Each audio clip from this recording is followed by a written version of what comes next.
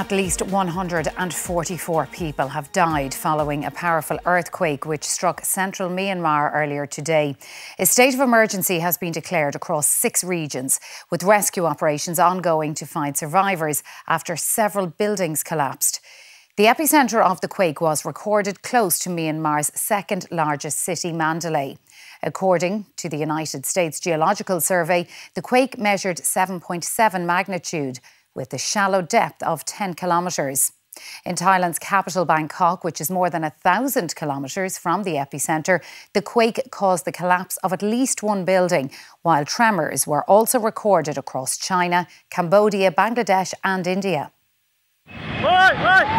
This was the moment the might of Mother Nature sent a 30-storey building crashing to the ground.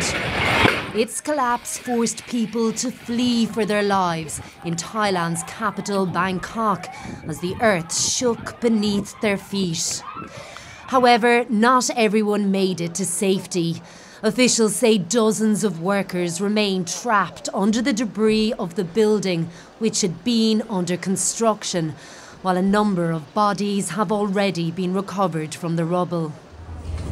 Despite being 1,000 kilometres from the epicentre, the effects of the earthquake and the aftershocks were felt across Bangkok.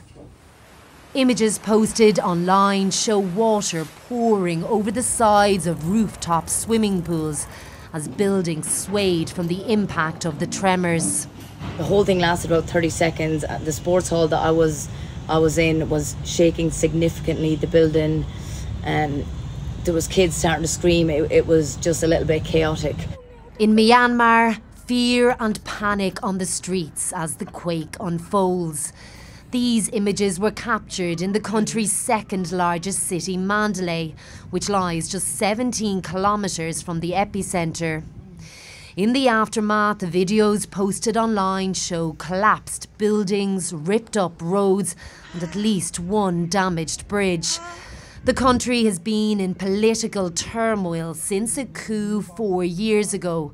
But today, the earthquake prompted a rare request from the military junta for international aid, further raising fears over the scale of loss and the depth of destruction across Myanmar. Kate Varley, RTE News.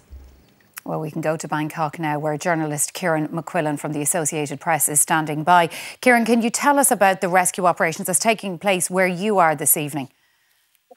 Well, it's really, Sharon, a race against time now at this collapsed building that you can see behind me. It just concertinaed at 1:20 this afternoon when this earthquake struck over 1,000 kilometres away in and around Mandalay.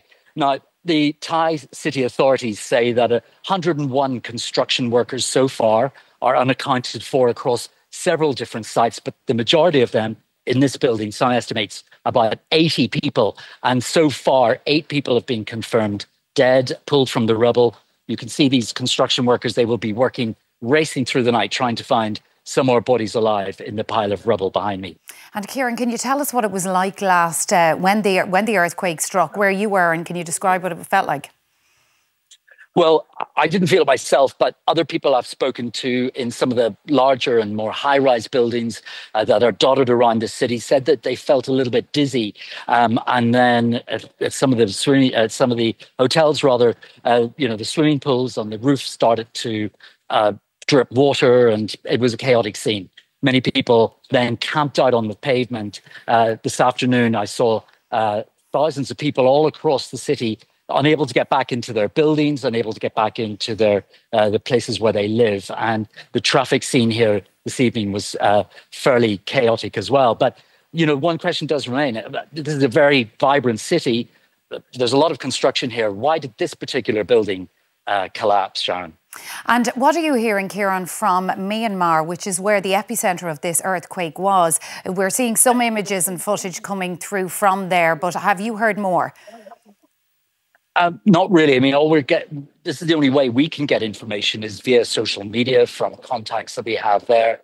I've seen some quite disturbing images, which I think we've all seen, of some very historic buildings in Mandalay, which are just piles of rubble now. The death toll there is 144, as mentioned in the report. The regime, the military junta, have been reluctant in the past, in previous natural disasters, to reach out to the international community.